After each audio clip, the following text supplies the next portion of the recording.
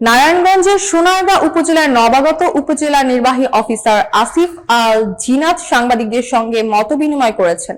সোমবার সকালে উপজেলা পরিষদ সভাকক্ষ অর্কিড এ সভা অনুষ্ঠিত হয়।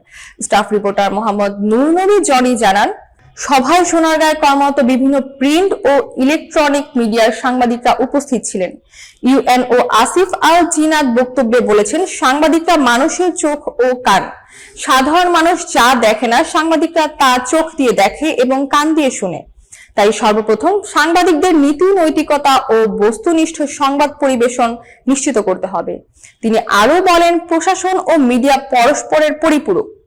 সাংবাদিকরা প্রশাসনকে সহযোগিতা করলে আমরা একসাথে সোনারগাঁকে এগিয়ে নিতে পারব। প্রশাসন ও গণমাধ্যমের সমন্বয়ে উন্নয়ন কর্মকাণ্ড আরো গতিশীল হবে।